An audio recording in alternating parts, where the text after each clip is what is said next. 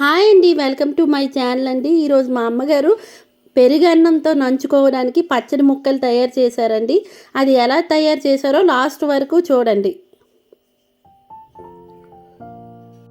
6 మామిడికాయలు తీసుకొని కట్ చేసుకొని ఒక గిన్నెలో పెట్టుకోండి. ఒక బౌల్ తీసుకొని ముక్కలకు తగ్గట్టుగా కారం వేసుకోండి. దాని తర్వాత కొద్దిగా పసుపు వేసుకోండి. తర్వాత తగినంత సాల్ట్ వేసుకోండి.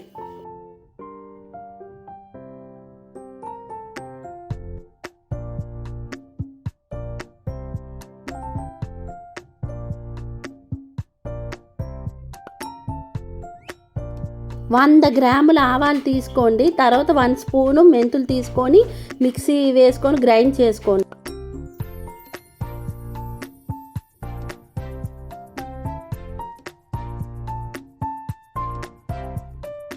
చూసారా, ఆవాలు మెంతులు పొడి అయింది. మిక్సీలో వేసుకున్న తర్వాత ఈ పొడిని ఇందాక కలుపుకున్నాం కదా, కారం ఉప్పు ఒక బౌల్లో దాంట్లో వేసి బాగా కలపండి.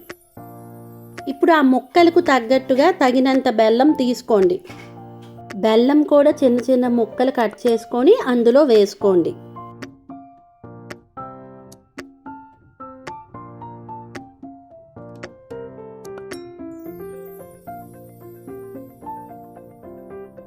నూట 150 గ్రాముల ఆయిల్ తీసుకొని కొద్దిగా పొయ్యి మీద గోరువెచ్చగా మరిగించండి.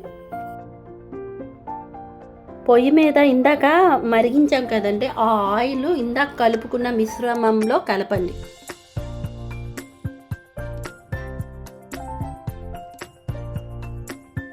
ఇప్పుడు ఆ గిన్నెలో మామిడి ముక్కలు వేసుకొని బాగా కలపండి.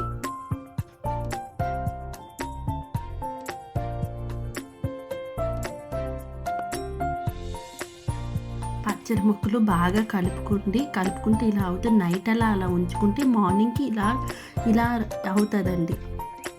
ఈ పచ్చడి ముక్కలు ఎండలో 3 రోజులు పెట్టుకుంటే 1 నెల అంతా నిల్వగా ఉంటుంది.